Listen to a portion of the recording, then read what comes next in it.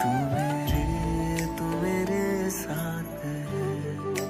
जय गुरु जी। संगत जी, हमारे साथ जुड़ने के लिए आपका बहुत बहुत शुक्राना। गुरु जी की कृपा से आप गुरु जी का ब्लेस्ड सत्संग सुन रहे हैं। जय गुरु जी। जर्नी गुरु जी के साथ like the previous person said पता नहीं कब से है, मगर कुछ एक दो जो मेरे एक्सपीरियंसेस रहे वो मैं शेयर करती हूँ आपके साथ। जब गुरु जी का पहली बार बुलावा आया, करीबन 3-4 साल पहले की बात है कि गुरु जी मेरी जिंदगी में आए, हमारी जिंदगी में आए, और एक उन्होंने रिश्ता करवाया था। तो तब से जिंदगी में तो वो मेरी रहे। उसके बाद मेरे को काफी मेडिकल प्रॉब्लम्स आई और अजीब अजीब सी चीजें होती थी। एक बार रिपोर्ट में आना कि पॉजिटिव है, थोड़ी देर बाद कहीं और रिपोर्ट टेस्ट कराना तो वो लगता था कि है ही नहीं। सो अब बाद में जब सोचा तो समझ आया कि ये मालिक ही अपना एक चमत्कार कर रहे हैं। जब मुझे इनके पास जाने का मौका मिलेगा, इनसे मिलने की आज्ञा देंगे, वो भी मेरी जिंदगी का एक बहुत मुश्किल टाइम। और मतलब बस बिल्कुल इससे कहते हैं ना, जब क्लिफ के एज पे खड़े हो गई थी तब इन्होंने फिर हाथ बढ़ाया और मैं इनके दरबार में पहुंची। तो मुझे मेरे साथ मेरे इन लॉज ही मुझे और मेरे हस्बैंड को लेके गए थे। उससे पहले मेरे जेठ और जेठानी गए थे। तब न्यू ईयर का कोई फंक्शन था, ठंड और कोहरा और वो सब उनका एक्सपीरियंस रहा। हम जब गए तो जाके वहां दिमाग में एकदम जैप्ट हो जाता, मतलब कुछ और ना तो सूझता था ना दिखता था। आप एक स्टन मोड में चले जाते थे, जैसे गुरुजी ना रिमोट से सबके दिमागों के कंट्रोल ले लेते। तो पहले दिन जब मैं गई हूँ मालिक के पास, तो वहां जाकर बैठे, जैसे ये बता दिया था हमें कि चाय आएगी, चाय पी लेना। अच्छा, चाय प्रसाद हो गया, उसके बाद ग्लास पे ले गया, उसके बाद लंगर हो गया, उसके बाद आज्ञा लेने आए। तो ये कोई प्रेरणा ही थी, मेरे स्वभाव में ये चीज नहीं है, मैं इस तरह की थी नहीं। अब तो फर्क है। सो मैं गुरुजी के पाँव में गिर गई और मैं गिरी तो कुछ सेकंड बाद गुरुजी ने कहा अच्छा जाके पीछे बैठ जाओ। तो जब उसके हम लोग पीछे जाने लगे तो सिंगला अंकल ने कहा तेरी एडमिशन हो गई। कुछ समझ नहीं आया ये क्या हो रहा है, क्या बात है। उसके बाद मैं और मेरे हस्बैंड फिर गए और फिर ऐसे हमारा वहाँ मालिक के पास जाना शुरू हो गया। और वहां जाकर जब बैठते थे, मैंने जैसे आपको बताया कि आस पास कौन है, कोई एक अलग तरह का सुकून, शांति, एक कंट्रोल्ड एनवायरनमेंट, और सिर्फ मालिक ही दिखते थे। आपके आस लेफ्ट में कौन है, राइट में कौन है, ये कुछ पता नहीं चलता था। बीच में कभी कभी अगर चेतना आती थी तो दिखता था अच्छा ये वाला मिनिस्टर है। ऐसे मुझे याद है एक बार ऐसे इन दैट लिटिल मोमेंट जिसमें मुझे थोड़ा बहुत होश आया तो देखा कि मालिक के पाँव में बैठी हुई है कोई, तो बड़ी जानी पहचानी लग रही थी।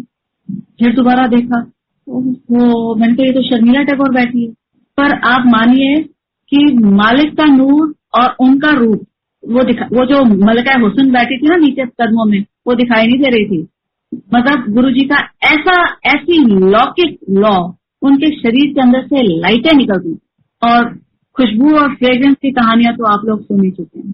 तो ये और उसके बाद गुरुजी ने कई बार मुझसे थोड़ी थोड़ी बात करी। एक बार मुझे शुरू में कहते हैं कित्थों दे, तो मुझे समझ नहीं आया आप कित्थों दे। हम वैसे मीराबाग में रहते हैं, वो बता चुके थे गुरुजी को। फिर कहते हैं अच्छा पापा मम्मी का नाम पूछो, पापा का नाम पूछा। मैंने कहा जी MM मेहता। तो गुरुजी इमीडिएटली रिस्पॉन्डेड मदन मोहन मेहता। मुझे फिर भी समझ नहीं आया ये क्या हो रहा है। उसके बाद फिर कहते हैं एथो भी नहीं लगती, फिर भी समझ नहीं आया। थोड़े दिन बाद मैंने मम्मी से पूछा, मैंने कहा मम्मी पीछे से आप लोग कहाँ से हो, गुरुजी पूछ रहे हैं।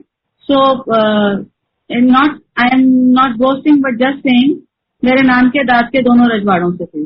और वहां पर फिर मम्मी ने जो जो शहरों के नाम बताए वो मैंने बता दिए।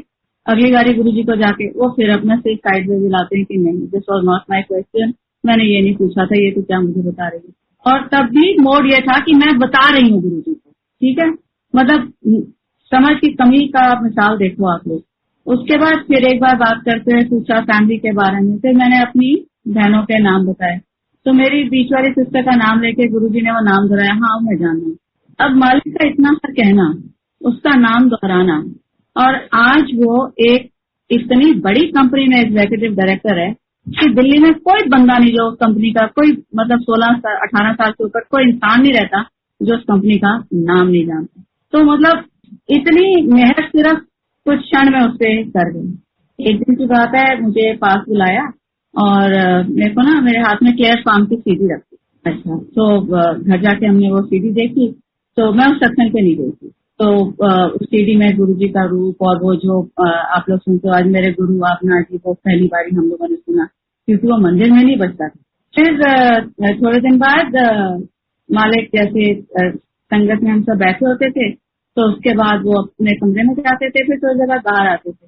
बाहर आए ना तो उस दिन उन्होंने चोला नहीं बदलाया हुआ था, नहीं तो जनरली पैंट और शर्ट टी शर्ट में आ जाते थे। तो फिर मेरे पास आके कहते हैं शेर खान, अभी हम सब खड़े हो जाते थे। तो पास में ना चक्कर सा गोल चक्कर सा बना के खड़े हो जाना, हाथ जोड़ के सर नीचे सबके। गुरुजी किसी के साथ बात कर रहे थे उसमें, फिर मेरे तरफ देख के कहते शेर खान वाली aunty. And then he says कि थोड़ी देर बाद कहते हैं कि चलो बड़े मंदिर चलो। अच्छा, तो मैं और मेरे हस्बैंड हम गुरुजी के पीछे पीछे। अब ये भी विडम्बना थी कोई उनकी, और मतलब मालिक की गाड़ी बाहर लगी हुई होती थी, उनके पास कोई रीजन नहीं था कि वो एम्पायर स्टेट उस घर से निकले, उस मंदिर से निकले और फिर मेन रोड तक चलते जाएं, जो एम्पायर स्टेट का गेट है। अगर आप लोग छोटे मंदिर गए हो तो देखा हो। तो उस दिन गुरुजी हमारे साथ वहां तक चलते गए। मैं ये समझती हूँ कि वो पता नहीं मेरी कौन सी जर्नी उस दिन पूरी करवा रहे हैं। और उस दिन फिर हमसे बात करी, गुरुजी ने फिर कहा शेर खान वाली आंटी। तो मेरे हस्बैंड कहते हैं कि गुरुजी ये तो बात ही नहीं करती, तो बहुत कम बोलती है। फिर मैं 2 कदम पीछे थी, पीछे पलट के मेरी तरफ देखे कहते हैं दस शेर की कहनी है। अब मेरा उस वक्त जिंदगी का कुछ ऐसा फेस था, डरावना फेस था कि मतलब बहुत मुश्किल है बताना कि क्या हो रहा था मेरे आसपास उस समय। मैंने बस गुरुजी से ये कहा, मैंने कहा गुरुजी मेरी जून कब कटेगी? And he looked at me and he said तू गुरुआ कोल आ गई, तेरी जून कटी गई। इसके बाद मैं एक सवाल और पूछूंगी जो मुझे नहीं पता कहाँ से आया। मैंने कहा गुरुजी मुझे छोड़ के तो नहीं चले जाओगे? इस चीज का वो मुझे जवाब नहीं देते। अब ना तो मुझे वो सवाल याद रहता है, ना मुझे उनका ना वो जवाब याद रहता है, पर थोड़े सालों बाद वो चीज याद आएगी। ऐसे ही एक दिन हम लोग बैठे हुए थे, तो मेरे हस्बैंड ने माथा टेका। मेरे हस्बैंड उन दिनों बड़ी मुंदरियां बांधते थे। ये जो बार बार आप लोग मुंदरियों का सत्संग सुनते हो ना, ये इनके साथ परेश के साथ हुआ था, मेरे हस्बैंड के साथ। तो मुंदरियां ऐसी बांधते थे, हरे रंग की, लाल रंग की, सफेद रंग की। एक मुंदरी में 3 नग थे, नीला सफेद और पता नहीं क्या क्या। दूसरे हाथ में मुंदरियां। गुरु जी कहते जोर की, काफी लोग बैठे हैं, की पखंड लाया हुआ है। एंड गुरु जी परेश बोल ही नहीं पाए, आगे से बोल ही नहीं सकते थे आप। हाँ, तो फिर कहते ला दे सारे। परेश कहते ने गुरु जी दूसरे हाथ की मुंदरी कहते गुरु जी तुम मेरी वेडिंग में आगे ला दो। बस उस दिन फिर इन्होंने वो मुंदरियां सारी उतार दी और फिर नहीं बनी। और फिर एक दिन ऐसे ही बैठे हुए थे, थोड़े से लोग थे। गुरु जी दूर से आवाज आई, कपूर बड़े ने दिल्ली। तो परेश को लगा मौका है, मैं बात कर लेता हूँ। परेश ने लगेगा गुरु जी मैंने बहुत फाइनेंशियल प्रॉब्लम है। गुरु जी कहते सानू भी बड़ी फाइनेंशियल प्रॉब्लम है। तो उन्होंने बात को, मुझे नहीं पता उन्होंने बात टाली है, उन्होंने मेरी प्रॉब्लम भी टाल दी। तो अच्छा, एक बार की बात है कि परेश जैसे बैठे थे, तो गुरुजी के चरणों की तरफ थोड़ा सा आगे बैठे थे। तो गुरुजी ने इनको बुला के इनके हाथ में बहुत सारे छोटे छोटे अपने स्वरूप दिए और मतलब एक हाथ से उठाया और ये तो जमीन से समेटते ही रह गए हम लोग। तो अब वो भी पता नहीं है क्या क्या ब्लेसिंग्स हमारी झोली डाल के गए और मतलब पता नहीं क्या क्या था जो उस दिन उन्होंने परेश को दिया मेरे हस्बैंड को। एक बार की बात है, बुला के कहते हैं सवेरे 5 बजे ऐसे आना है, 5 o'clock। तो अच्छा गुरु जी, मेरी मतलब हिम्मत ही नहीं होती थी, मेरे में इतना हौसला ही नहीं था कि मैं जाके बातें करूं। कोई पूछते थे तो मैं जवाब दे देती थी, पर मतलब मैं एक औ में रहती थी गुरु जी की। और कुछ वहां पर अब तक थोड़े से टाइम हो गया था मुझे जाते हैं, तो आसपास की थोड़ी ना होश भी आ गई थी। तो वहां बैठ के मैं कई बार ये सोचती थी, मैंने कहा ना तो मेरी हैसियत है ना मेरी हस्ती है, मालिक मैं यहाँ तक आके बैठ कैसे गई, मैं इन लोगों के बीच में बैठ पा रही हूँ। और मतलब कुछ मतलब पहले तो गुरुजी का ऑरा, फिर उस जगह का ऑरा, मैं जाके बस मतलब जैसे अपनी किस्मत पे भी होना और सब कुछ बार बार जैसे कहते हैं ना शब्द में आता है, मैं अलमारियां थी पुत्र मन में, मैं भी यही सब बैठ के मांगती थी। फिर ये सब हो गया, इतना हो गया कि अलमारियों के दरवाजे नहीं बंद होते, इतनी चीजें आ गई। तो ये सब गलतियां हुई।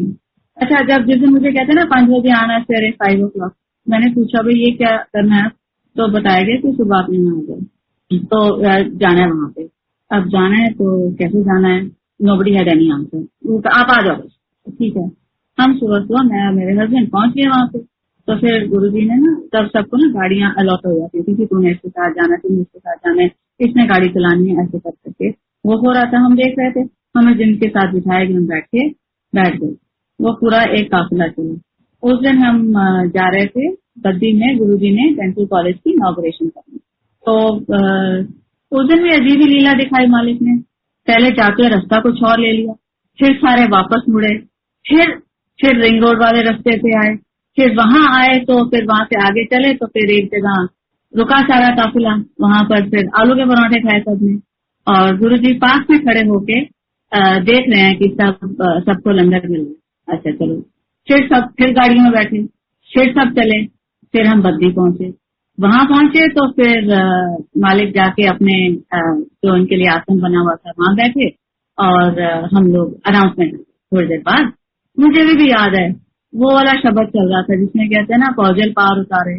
तो हम जाके बैठे, थोड़ी देर बाद अनाउंसमेंट आई, दिल्ली की संगत लंगर करने चले। चलो जी, दिल्ली की संगत VIP की तरह जाके लंगर करने लगे।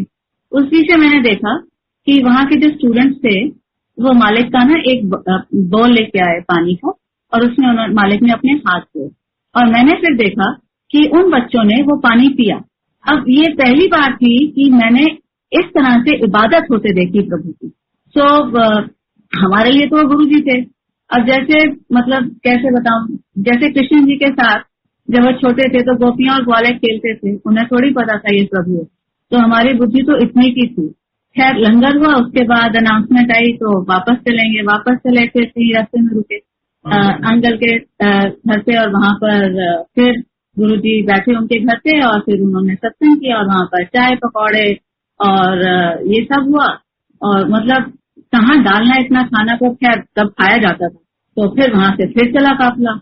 फिर हम यही सोच रहे हैं कि बहुत देर हो जाएगी रात को, पर एनीवे मतलब वो टाइम इतना मैजिकल था और इतना डिवाइन टाइम था।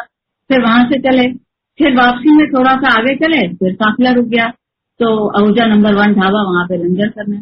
तो वहां पर फिर लंगर के लिए गुरुजी बाहर बिल्कुल खड़े हैं और देख रहे हैं कि सब एक एक जना आ रहा है और गाड़ी से उतर रहे हैं और अंदर जा रहे हैं और बैठ रहे हैं और लंगर बांटा गया और सबने लंगर किया। मुझे आज तक वो मटर पनीर, वो छोटा छोटा कटा हुआ पनीर और मटर और वो ग्रेवी नहीं भूलती। लंगर करके सारे उठे, मालिक फिर बाहर एंट्रेंस पे खड़े हैं एंड ही सीइंग कि सारे जा रहे हैं। फिर पूछा मुझसे किधर आ जाओगे, हमने कहा गुरुजी इनके साथ। हाँ ठीक। फिर हम सारे एम्पायर स्टेट पहुंचते हैं, गुरुजी फिर वहां पर बाहर सबके लिए खड़े हैं जैसे गिनती कर रहे होते हैं, आगे सारे एक एक करके। वहां से फिर हमें आज्ञा मिलती है और हम सब अपने घर पे जाते हैं। ये एक इतना अजीब एक्सपीरियंस था मेरे लिए कि जैसे मतलब प्रभु कैसे कैसे दर्शन कराते हैं। हम उस दिन एक इनॉग्रेशन पे नहीं गए थे, हम प्रभु के साथ पता नहीं कौन से दर्शन करने गए और ऐसे कुछ मौके फिर रहे। उसके बाद एक बार की बात है कि थोड़े टाइम बाद में ऐसा रहा कि जैसे गुरुजी ने मेरे को और मेरे हस्बैंड को एम्पायर स्टेट में, अगर आपने देखा हो, 2 लाल रंग के यंत्र लगे हुए हैं, हमें ना उनके आगे बिठा जाते थे और फिर खुद सैर करने जाना और फिर घंटे 1.5-2 घंटे के बाद आना और फिर से लंगर होना, फिर से कड़ा प्रसाद होना, वही वाला कड़ा प्रसाद जो एक प्लेट में मिलता है और कड़ा प्रसाद तो अंदर होता है, उसके चारों तरफ घी के 1-1 इंच की लेयर तैर रही होती है। और जो अब नामी लोग हैं उन्होंने कहना गुरुजी फैट, तो गुरुजी वुड ब्रश इट असाइड, नहीं कुछ नहीं होना, खा लो। तो वो हमने, और घी भी मतलब वो उसका तो वो बात ही और थी। उसके बाद एक दिन बुला के मुझे कहते हैं तेन पता है, थोड़ी सी कुछ और बात करी, फिर कहना तेन पता है एडिडास का की मतलब है। तो मेरे को पता था कि एडिडास के जूते आते हैं, पर ये बहुत पुरानी बात है, तो तब ना एडिडास के इतने स्पोर्ट्स वियर वगैरह इतनी नहीं मुझे नॉलेज थी और शायद हमने से पता नहीं, थोड़ा ज्यादा नहीं पता। तो मैंने कहा नहीं गुरुजी, कहते हैं all day I dream about sports. मुझे अभी भी नहीं समझ आया कि ये बात उन्होंने मेरे से क्यों करी। इसके ना आगे कोई बात इससे मिलती थी, ना इसके पीछे कोई बात मेरे से मिलती, मगर ये बात धीरे धीरे मुझे समझ आएगी। जो मेरे बड़े बेटे हैं वो एक स्पोर्ट्स पर्सन रहे हैं, सो उनका बहुत ध्यान स्पोर्ट्स में। मेरे को ये बात ना थोड़ी कम हजम होती और वो इस बात को कंटिन्यू करूंगी। एक बीच में और चीज हुई, मेरे को बड़ी तकलीफ होती थी सारी चीज से। मैं एक एकेडमिक पर्सन हूँ, मुझे होता था कि भाई पढ़ाई लिखाई करनी चाहिए और ये इन सब चीजों में क्या रखना है और ये वो। तो एक दिन की बात है, हम लंगर करने बैठने लगे तो आगे हमारे कोई भी नहीं था। तो मैंने इसको थोड़ा सा नच किया, मैंने कहा बाबा जाके मालिक के पाँव में आप प्रणाम करके आओ। तो ये आगे गए और उन्होंने प्रणाम किया और गुरु जी ने, अब मैं सामने खड़ी हूँ मगर मेरी आंखें बंद है, सिर झुका हुआ है, क्योंकि प्रभु के आगे आप ऐसे ही खड़े हो सकते थे, जैसे सूरज की रोशनी आप आंखें खोल के नहीं देख सकते ना, इस तरह का नूर था। तो मैं खड़ी हूँ और इतने में ना ऐसी एक संगत से तो मेरी आंख खुली तो I just saw a fraction of, गुरु जी ने मेरे बेटे को थम दिया। तो बाकी जो लोग आसपास बैठे थे वो उनकी तरफ से ये एक्सप्लेनेशन है। अच्छा, मैंने सोचा कि मैं जो इतने सवाल करती हूँ उसके स्पोर्ट्स को लेके, शायद मालिक ने इस चीज का जवाब दिया। तो मैं समझ गई कि अब मुझे इस चीज पे और ऑब्जेक्शन नहीं करनी और जो ये बच्चा कर रहा है ये कर सकता है। मैं थोड़े सालों बाद पूछूंगी बेटे से कि ये क्या बेटा क्या हुआ क्या था, तो वो मुझे बताएगा कि मम्मा मैंने गुरुजी को ये बोला था कि मैं जो आपसे बातें करता हूँ क्या आपको सचमुच वो बातें सुनाई देती हैं। उन्होंने मुझे इस चीज का जवाब दिया। सो ये रहा। अब इसके स्पोर्ट्स के बाद ये लड़का कहाँ पहुंचेगा वो मैं अभी और तब मुझे फिर एडिडास वाली बात थोड़ी बहुत समझ आई कि किस गुरुजी मुझे क्या समझाने की कोशिश कर रहे थे कि इतना मत दखल दे जो कर। अच्छा, उसके बाद ना ये बच्चा सिलेक्ट हो जाता है 2-3 इंडियन टीम्स में और हम बड़े खुश। हम गुरुजी को लंगर करने का बाहर जाके मैं सिंगल अंकल से पूछती हूँ, सिंगल अंकल जाके गुरुजी को बताऊं। सिंगल अंकल मेरे तरफ देखते हैं, कहते हैं चल बता। अंदर आते हैं, गुरुजी बिठा देते हैं।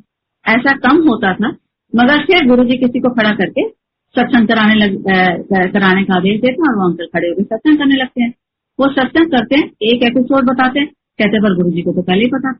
दूसरा एपिसोड नरेट करते हैं, फिर कहते हैं गुरुजी को तो पहले ही पता था। फिर मतलब हर बात में उनकी ये लाइन आती थी, गुरुजी को तो पता ही था, उन्होंने तो वो तो करने वाले हैं, वो तो जान ही जान है। और गुरुजी मेरे तरफ देख रहे हैं और हंसे जा रहे हैं। मुझे समझ आ गया कि मुझे कुछ कहने की जरूरत नहीं है, मैं जो इनको बताने आई थी करवाया ही इन्होंने। अब ये थोड़ा सा मेरे को समझिए एक जागरूकता आई कि मैं किन की प्रेजेंस में हूँ। एक बार की बात है कि मेरे हस्बैंड ने ना किसी की बैंक गारंटी की और वो बंदा भाग गया और बैंक वाले हमारे पीछे पड़ गए। तो मेरे हस्बैंड ने मुझसे भी शेयर नहीं की ये बात और ये मतलब भटकते रहते थे, ऑफिस में जाते थे और ढूंढते थे कि वो बंदा कौन। मैंने जब मुझे मेरी मदर इन लॉ पे बात पता चली तो फिर एक दिन हमने सोचा अच्छा देखने निकलते हैं। किसी ने बताया था कि गुड़गांव में वो है। अब आप सोचिए कि एक बंदे को जाके गुड़गांव में ढूंढना है, ये आप करोगे कैसे? शायद ही हम पहुंचते हैं। थोड़ी देर सड़कों के बीच में चलते चलते चलते चलते एक सरदार की प्रॉपर्टी डीलर पुरानी सी खती सी दुकान में वो हमें बताते हैं अच्छा अगर ऐसा काम करने वाला बंदा था, उसका ये कारोबार था, तो आप वहाँ देखो, ऐसे कुछ लोग वहाँ नए आए। और हम पहुंचते हैं, आई वी फाइंड दैट पर्सन है और हम उसकी फोटो वोटो खींच के हम आते हैं मंदिर। तब तक संगत का टाइम था, एम्पायर स्टेट में बैठते हैं, गुरुजी के आगे मत्था टेकते हैं और गुरुजी वही अपने यूजुअल तरीके से हंस रहे हैं, मुस्कुरा रहे हैं। अब आप मुझे बताओ कि ये रास्ता दिखाने वाले कहीं पर बुद्धि में आके बैठने वाले तो प्रभु ही थे। वो मैटर से थोड़े सालों बाद सुलझ जाएगा। एक बार की बात है कि मैं ड्राइव करती थी उन दिनों भी, तो एक फंक्शन से मैं अपने दोनों बच्चों के साथ वापस आ रही थी गुड़गांव। तो मेरे को आदत थी रास्ता मैं वही मेहरौली वाले लेती थी और एम्पायर स्टेट के सामने से मुझे निकलना था। तो जब वहां से मुझे निकलना था तो वहां पर जब वो आया कट, तो जैसे अपने आप ही गाड़ी जो है ना राइट को मुड़ गई और पार्किंग में जाके हम खड़े हो गए। और आपने सुना होगा गुरुजी गाड़ी पता भी नहीं चलता था कैसे चला के या बिना पेट्रोल के। मेरा ऐसा ही एक्सपीरियंस था। अब गाड़ी रुक गई, गाड़ी से हम उतरे ना, इतना 11 के बाद का टाइम था रात को कि जाना चाहिए नहीं जाना चाहिए है। हम फिर उतरते मैं और बच्चे दोनों और हम जाते हैं पर वो मंदिर की तरफ, छोटे मंदिर की तरफ। मंदिर जाके मैं गेट पे खड़ी हो जाती हूँ, मेरी हिम्मत नहीं पड़ रही अंदर जाने की कि इतनी लेट आ रही हूँ। और फिर जोशी अंकल मुझे सामने से देखते हैं और वो मेरी तरफ देखते हैं कि इसका कुछ नहीं हो सकता और मैं तो इसमें कुछ नहीं कर सकता। मैं अंदर से बाहर से इशारा करके पूछ रही हूँ मैं अंदर आ जाऊँ। हाँ फाइनली मतलब सब मुझे देखते ना 10-15 लोग थे उसमें, तो मुझे याद है फोर्थ स्कूल वाली आंटी गुरुजी के साथ बैठ के कुछ बात कर रही थी, पर खैर मैं फिर अंदर जाके किचन के आगे चुप करके 9 बच्चे बैठे। मुझे गुरुजी दिखाई दे रहे हैं, गुरुजी मुझे देख रहे हैं और मेरी इतनी हिम्मत नहीं कि मैं जाके प्रणाम दूं। और गुरुजी सुधा आंटी से पूछते हैं कौन है, तो कहते हैं मीरा बाग वाले। गुरुजी हमें ना मीरा बाग वाले ही कह के बुलाते थे, और उस मीरा बाग वाले बुलाने का चमत्कार ये हुआ कि सारा ही मीरा बाग गुरुजी के दरबार में जाने लग गया। अच्छा खैर फिर गुरुजी इशारा कर, फिर जब देख ही लिया गुरुजी ने, बोल ही दिया सुधा दी ने, तो फिर मैंने उसके गुरुजी को प्रणाम किया। गुरुजी हंस रहे, फर्स्ट पे लंबे पांव करके बैठे हैं। उस दिन की इनकी फोटो भी है, ब्लैक टी शर्ट में बाजू फोल्ड किए हुए बैठने में, और हम जाके 9 बच्चे मत्था टेकते हैं। और फिर अब और बैठने की तो हिम्मत नहीं हो रही, फिर हम उठते हैं वहां से और वापस आने लगते हैं। तो गुरुजी आवाज देके पूछते हैं कार्ड मिल गया तेनू? तो पीछे से अंकल फटाफट भागे आते हैं, मुझको कार्ड देते हैं। कार्ड के ऊपर मेरा नाम लिखा हुआ है रवीन आंटी, और गुरुजी ने अपने हाथ से लिखा हुआ है, और मेरी तो बस खुशी का कोई ठिकाना नहीं। और उसके बहुत बाद मुझे समझ आएगा कि मैंने गाड़ी नहीं मोड़ी, मैं नहीं वहां पे गई, प्रभु बुला ही रहे थे जो मैं पहुंची वहां पे, और ये कार्ड मुझे मिलना था। मेरे लिए कोई मतलब नहीं था कि कार्ड के अंदर क्या है क्या नहीं, मैं तो बस अपना नाम देख के उनके हाथ का लिखा हुआ मैं वही देख के इतनी खुश। खैर हम घर आ जाते हैं। फिर घर आते हैं तो मेरे हस्बैंड कार्ड खोल के देखते हैं, तो वो जिस सेरेमनी में जाना होता है वहां हम फिर जाते हैं, और मूर्खों की तरह हम लेट पहुंचते हैं। और तब वहां से ये शर्मा अंकल है ना जो सिटी सिलेक्ट वाले, अब तो वो नहीं रहे, उनके बेटे की शादी थी, तो हम वहां जाते हैं और गुरुजी तब तक उसके वापस जा लेते हैं। और हम पहुंचे तो गुरुजी हमें देख के रुक जाते हैं, और इतनी बड़ी स्माइल की जैसे 100 सूरज चमक गए हों। और उस दिन गुरुजी ने मुझे अपना विराट रूप दिखाया। गुरुजी इतने बड़े, आसमान तक मुझे दिखाई दे रहे थे, और मतलब आसमान नहीं दिख रहा था, इतना बड़ा रूप गुरुजी का। और मतलब हम वहां पर खड़े के खड़े सुन होकर, मेरे को वो नजारा नहीं भूलता। गुरुजी के वो क्रीम कलर का चोला था उस दिन,